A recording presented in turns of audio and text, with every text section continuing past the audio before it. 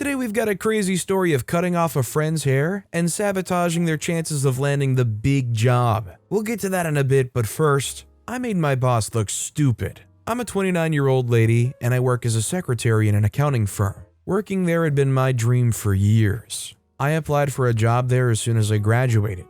I was elated when I got the job and I couldn't wait to resume. It was all good until he came. The devil incarnate himself. I'd always been seen as a kind-hearted young lady who couldn't hurt a fly, so I had no idea where I got my courage from. Let me start first with the previous boss. Well, the previous boss had been transferred to a new branch. Everyone was quite nervous as we were expecting a new one. The previous boss was very nice, and he got along with all of us just fine. We hated to see him go, but we had no choice. He'd served our branch with good devotion, and it was time for him to move on to a higher position. Here comes the new boss, and with him came the descent of heck. I'll call him Jay because he was nothing short of a total jerk. His presence in the office brought about a terrible period that no one had expected or anticipated. He was the proper description of a terrible boss. He barked orders, overworked everybody, and made everyone work late hours. It wasn't very long until he became public enemy number one. Everyone hated him, but there was nothing they could do.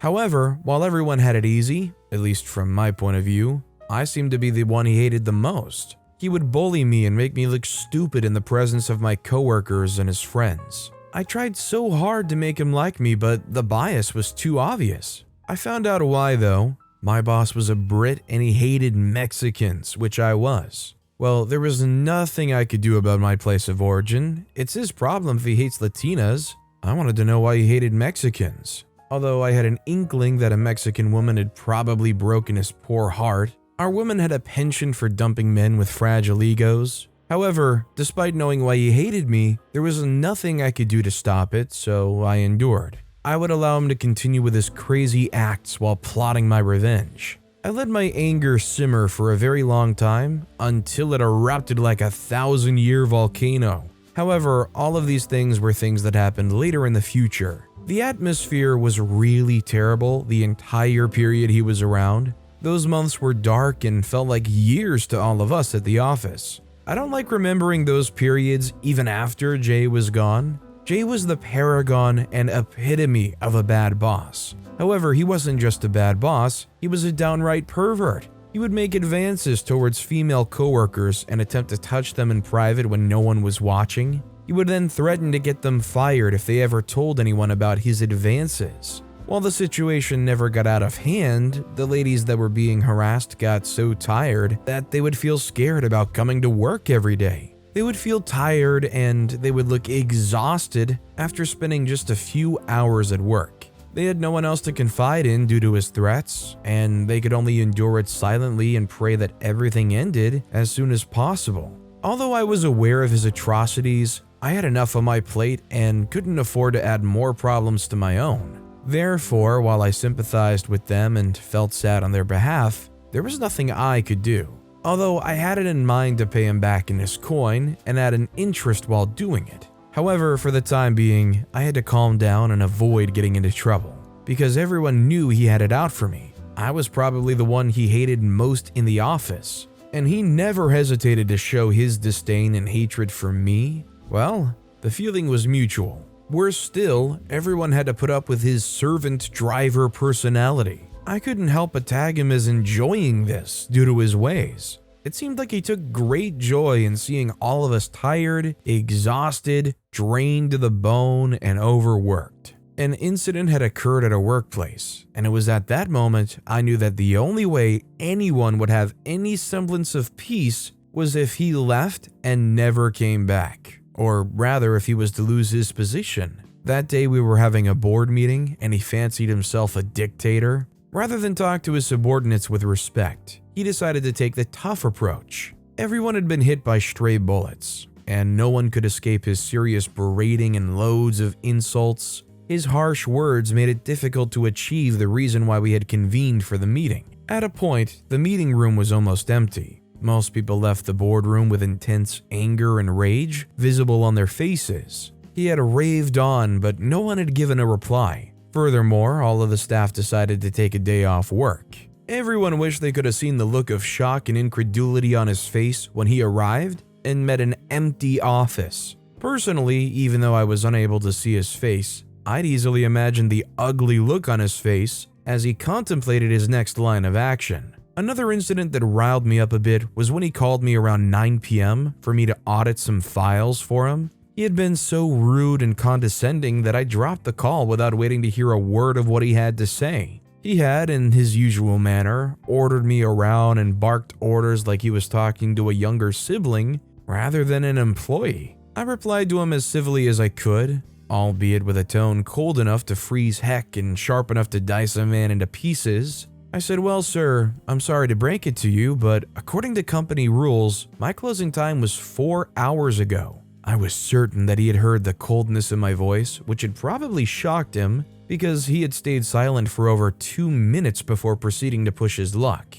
He said, "Well, you're right. Also, you seem to forget that I'm in charge right now, and as your boss, I have the power to change your closing time as I see fit. Don't you think?" At this point, I was already getting pissed, and I could not wait to get off the phone with this entitled jerk of a boss who had no idea how to treat employees, who was clueless about how to ask for favors, and who had zero knowledge on how to make his employees work for him willingly with joy in their hearts, no matter the inconvenience. I had 1,000 words that I wanted to spew out to him on the phone, but I just decided to remain as polite, civil, and formal as possible. I said, "Well, sir, you definitely can do that. However, I guess I should tell you that you should be ready because you will be getting a call from HQ. I think it would be quite spectacular to see you try to explain yourself to the higher-ups and extricate yourself from this. If you don't mind, sir, I'd appreciate it if you removed yourself from my personal space," I said, and hung up before he could utter a word in reply.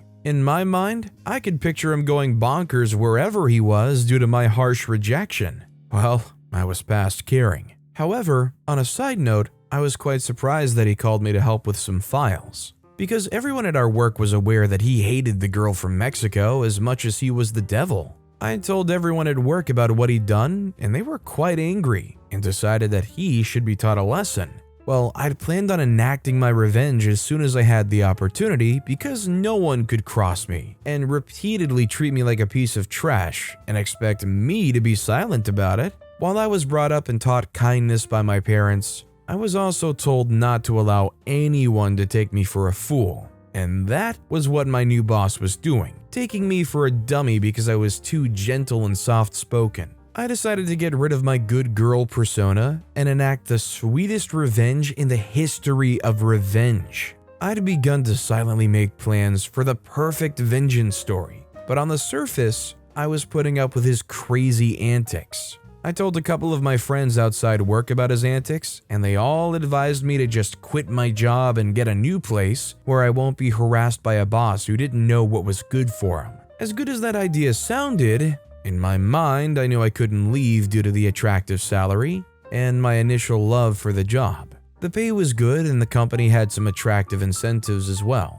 I couldn't leave because someone decided to convert my utopia of a workplace into a sad dystopia. I was not going to have that. So at some point, I decided that it was either him or my sanity. Well, I chose my sanity, which meant he had to go. However, it felt that the universe was against me and my revenge would never come. I was really angry and I could not wait to give my bosses just desserts. My coworkers sympathized with me after they found out why he hated me. At this point though, I was past caring, and I made a vow to not forgive him until I got back at him for all the emotional damage he had caused me. Meanwhile, I kept doing my job as diligently as I could, even when I knew that he would still reject it and tell me to work over it again. Sometimes he would raise his voice at me until the whole world was aware that he was scolding me. A few weeks later, the universe heard my prayers and my opportunity for revenge came.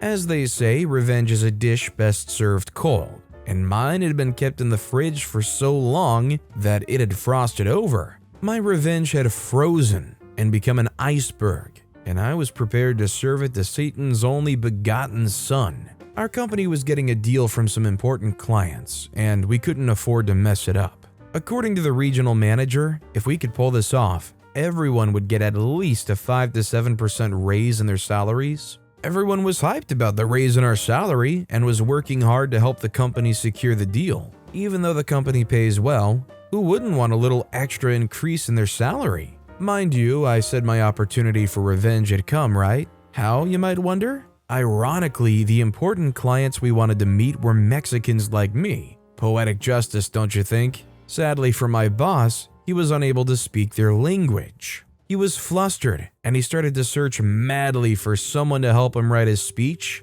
or act as his translator. After days of fruitless searching, someone reminded him that I was Mexican too, and he heaved a sigh of relief. However, he didn't know how to approach me since he'd treated me like dirt all this while. My coworkers knew I would never pass on this opportunity to get revenge on the boss who had tortured me for countless months. He summoned me to his office and attempted to call a truce. "I know you hate me, but I need your help. I can't afford to lose this deal. Can you help me out just this once?" I could not believe my ears. He was just too arrogant and egotistic. He didn't even bother to apologize for his past misdeeds towards me. And he wanted me to help him out just once? He wasn't being remorseful. He only wanted to use me, and I decided to make him regret it. I said, "Sure, boss, why not? I'll be glad to help you." I smiled and agreed to help him without hesitation. He was happy, and he felt like he got away with his smartness. I could not wait to see the look of despair on his face a few days later.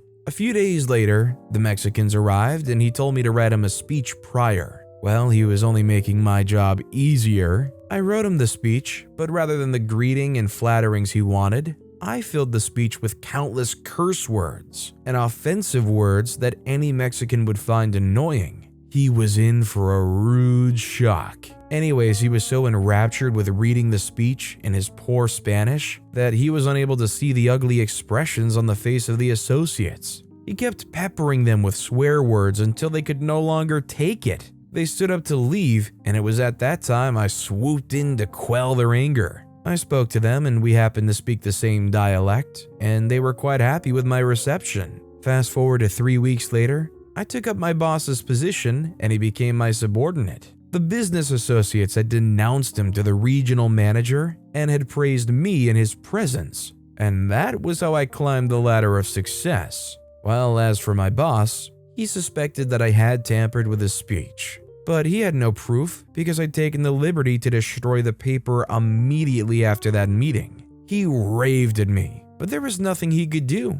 He had lost, and I had made sure of that. In the future, he would know better than to mess with a vengeful Mexican girl who would do anything to get her revenge, even if she had to hit below the belt. I'm just impressed that, considering they didn't speak Spanish, they were confident enough to try and read it off of a paper. I imagine pretty much any English speaker that knows they don't know Spanish, if they try to read it off of a piece of paper, they're gonna sound like they're speaking gibberish. But regardless, if you enjoy these crazy stories of revenge, why not hit that subscribe button down below? That said, our last crazy story of revenge is, my friend and I cut off our friend's hair just the day before he was supposed to go for a modeling shoot for his hair. My best friend and I used to have another best friend. He was our guy bestie, and we absolutely adored him. Long before we were friends with him, we were friends with each other. We had known each other pretty much since we were children. My best friend's sister owned the salon where my mom used to get her hair done. As I grew, my mom started taking me with her to the salon to get my hair done too. My mom used to be the one to fix my hair, but as I grew, the hairstyles I wanted became a little more complicated for my mom to handle. So on the last Thursdays of every month, my mom and I would go to the salon to get our hair done. On one of those Thursdays, I was having braids installed and reading a novel when I saw a girl about my age but shorter bend over trying to read the title of my book. I noticed that she was having a hard time making out the words, so I called them out to her. "Great, thank you," she muttered and straightened up. She lingered, so I figured she wanted to borrow my book. I said, "Sorry, I'm not finished with the book yet, but I could drop it off with one of the stylists so you could pick it up. Does your mom bring you here often?" She didn't say anything. She just smiled shyly. "I know you're not harassing my clients to give her your book," I heard the salon owner yell. "I just wanted to see the title," she cried in a tiny voice. "Let the girl be," my mom intervened. "Is she your daughter?" my mom asked when the salon owner got closer. "No, she's my little sister who's supposed to be in my office doing her homework." She glared at her sister, who hurried out of the salon to a hidden corner, which I presumed was the office. She could never take her eyes off of other people's books. Never mind the fact that she's got hundreds of them. My mom smiled and said, "My daughter loves books too. Reading's a good habit, you know. You should be grateful she's interested in books, not something unhealthy." My mom's a child therapist, so she went on and on about the benefits of having a child who loves books, and that sparked a big conversation on books in the salon. When we left the salon, my mom encouraged me to leave the book to the young girl the next time we came to the salon. Just as my mom had suggested, I picked up the book on our next hair appointment and took it along with me to the salon. It was as though the girl knew we would be coming. She was just at the door dancing to a song playing on the salon stereo. As soon as she saw my mom and me, she stopped dancing. I walked up to her and stretched the book to her. Her eyes lit up and she hugged me tightly before taking the book from me. That marked the beginning of the best friendship ever. We didn't go to school together, but we hung out a lot. At some point, her sister got married, and she didn't like her brother-in-law, so my mom said it was okay for her to move in with us. My friend had 3 siblings. Her oldest sister, whom her mom had as a teenager and was a lot older, 2 older brothers, and her. Her mom had her many years after having her siblings, so the age gap was huge, and she had a hard time fitting in with her siblings. I, on the other hand, have no siblings. I'm the only child of my mom, so I was excited when my mom agreed that she could move in. Her sister already knew my mom, and she trusted that my friend was in good hands. My best friend and I were like sisters. We bickered like sisters and made up like sisters too. We were super close and became teenagers who had each other's back. One day, my friend mentioned a boy who worked in her sister's salon. She said he constantly got bullied by boys in the neighborhood for being effeminate. She stood up to his bullies, and I applaud her for that. My mom was proud to hear the story too. Weeks later, I went into the salon and I saw the boy she told my mom and me about. He was very pretty, had pretty eyes and gorgeous hair. When he saw me, he complimented my hair, and I complimented his hair too. He had really good hair. While I did my hair, we spoke about the opportunities available for models in the area. He told me he'd done some modeling in the past. I had never modeled, but I looked forward to being a model. My mom tried her hands at modeling, but she had bad experiences, so she packed up her modeling career. I looked just like my mom, so my aunt would always encourage me to try out modeling and see if I liked it. Even strangers look at me and tell my mom and me that I'd make a great model. They'd say I have the body and the poise. My mom, however, didn't much care for me being a model. She had bad experiences when she modeled, and she worried that people would only try to take advantage of her in the modeling industry. There was no changing her mind. She insisted that I was not allowed to pursue modeling. This boy complimented my body the first day we met, and he said that I would make a great model. I told him I looked forward to it, but my mom was not having it. I also told him what her fears were. He assured me that she wouldn't be so alarmed if I only did local modeling as a minor. He promised to teach me what he knew about modeling. My friend and I discovered we had friendship chemistry with this guy, so we befriended him. He showed us new stuff to do with our hair, things that even my friend who grew up watching different hairstyles being made didn't know. He taught us hacks and all of that too. I'm a makeup junkie, so I taught him simple makeup hacks and tricks. We soon went from being the amazing duo to the amazing trio. My mom was skeptical about our friendship at first, but my friend and I rolled our eyes at all her warnings and fears. "Mom, you are an extremely paranoid mom," I said to her one evening when I was helping her repaint her office. "Not paranoid, just careful," she said. Just as he promised, my new friend and I went about attending free modeling classes, practicing poses, waltz, and all sorts of things. I did all of these without letting my mom know. I was too terrified to tell her that I was actively pursuing something in modeling. I knew I would tell her as soon as I landed my first gig, because by then it would be too late for her to stop me. My best friend had no interest in modeling. She was fashionable, but what she loved was writing and reading even more. Naturally, my guy friend and I started to hang out more since we had our love for modeling in common, and were actively looking for career opportunities. My other friend was always very busy with school and the salon, and when she wasn't doing all of these, she was trying to win one essay competition or the other. My guy best friend actually got to hang out more with my best friend than me because they both worked at the salon. My best friend came home late and tired the next day. We both got up early for school, and I wouldn't see her until later that night. That was our routine, so we hardly spoke. Unbeknownst to me, my guy friend was trash-talking me to my best friend. Funnily, he would never flatly say anything about my best friend to me, but he would sometimes say she was selfish. She never spares time to hang out. I said, dude, she's trying to save up for college. Her siblings can only help with half her tuition. He says, I know, but I wish she would hang out with us more. I miss us hanging out. When he said that, I thought his intentions were pure. So I just told him she'd be able to hang out with us more in the summer since she won't have school standing in the way. He smiled faintly and we changed the topic. My best friend and I were drifting apart and we didn't even notice it until my mom asked me what was going on. I noticed that my friend's response to me was curt, but I chalked it up to stress. When my mom brought it up, I just told her that she was probably stressed. I've never seen you so distanced from each other, she observed. My guy friend and I were hanging out at one of the free modeling classes organized by someone in the area when a lady walked up to me and asked to speak. We stepped aside and she asked if I had an agent. I didn't, so I told her just that. She says, I want to know if you'd like to work with us. I own a modeling agency. I was surprised that she took an interest in me. I think you have great potential, and I know that we can find you great jobs so you can put that talent and body to use, she said. I blushed. She invited me to the agency to speak with the other models and see if it was something I'd like. I took her card and she left. When I returned to my guy friend, he looked on with his mouth wide open. What is it? I asked, alarmed. He said, girl, you just spoke to the talent manager queen herself. When he mentioned her name, my mouth flew open too. I said, wait, what?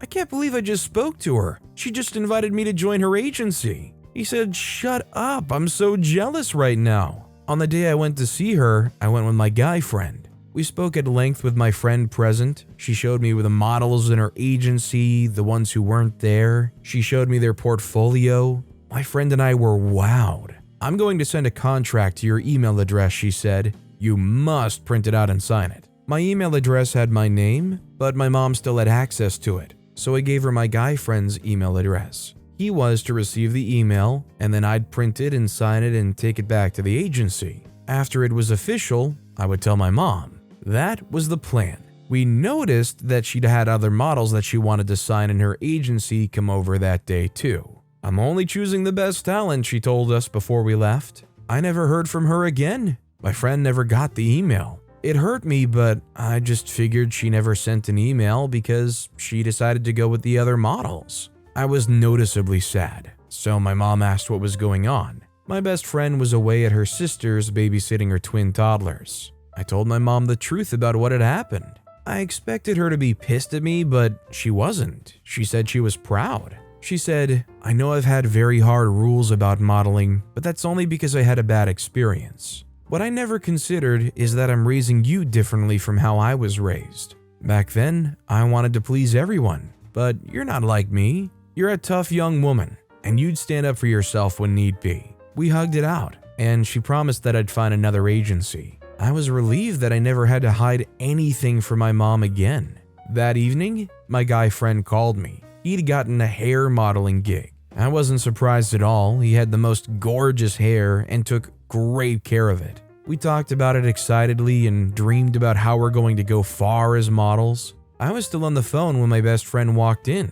I mouthed a hello and kept talking. When I got off the phone, she asked if that was our guy friend, and I said yes. What happened with the woman at the agency? Did she send that email, she asked me. I sighed and said no, she didn't. It's fine though, I guess I'll find something better. She kept quiet for a while and then asked, he told you that she didn't send an email? I said yes, wondering why she kept asking me that. I found something, she finally said. She showed me pictures she had taken from our guy friend's computer. The woman at the agency had contacted him, and he replied to her email telling her that he was sorry but can't accept it. He lied about not getting an email, and I screamed. My best friend and I talked about it for so long. Apparently, he's been bad-mouthing me to her. "He's clearly jealous of you," she pointed out. I said, "We can't just let this go. I have to get back at him." She said, "Yes, but you should contact the woman and tell her there's been a misunderstanding." I looked in my drawer for her business card and called. Luckily, her assistant got her on, and I explained what had happened. She had gotten the number of models she needed and wasn't taking in any more models. I hated that he had sabotaged my chances of getting modeling gigs while he had a modeling gig coming up that week. "I wish I could cut off all of his hair," I exclaimed in frustration. My best friend's eyes lit up. "Maybe we should cut his hair." I said, "How are we going to do that?" She says, "We can invite him over and cut it." I say, "Yeah, and he'd just watch us cut it." We invited him for a sleepover. My best friend did a great job convincing him that we wanted to hang out, because we haven't been together, the three of us, in a while. He came over and we laughed, ate, watched a movie, and pretty much pretended everything was fine. He slept in a carry-on sleeping bag he brought over to my house, while my friend and I slept in our beds. We went to bed late, so we dozed off as soon as he laid down. My friend and I tiptoed around him and used scissors on his hair. We couldn't cut as much from the back because he laid on it, and trying to change his head position might wake him up. He was hysterical when he woke up in the morning. We told him we knew what he had done, and he picked up his stuff and nearly ran out of the house. There was no way he'd been able to do the hair modeling if he didn't have his hair, and that satisfied me greatly. My best friend and I are still best friends. Absolutely, this jerk deserved it for sabotaging because of just jealousy. Though my main question is, when she didn't send the email, or well, when the guy claimed that she didn't send the email, why did an OP just go ahead and call that number on the card anyways and ask if there was a mistake? It's one of those situations where you don't really have anything to lose by trying. Don't be afraid of trying to reach out and getting some clarification, so at the very least you know. But with that being said, that's all the time we have for today. Now, if you want to hear another absolutely crazy story of revenge, check out that video on the left. Or if you missed my latest video, check out that video on the right. That said, I'll see you all next time with some more stories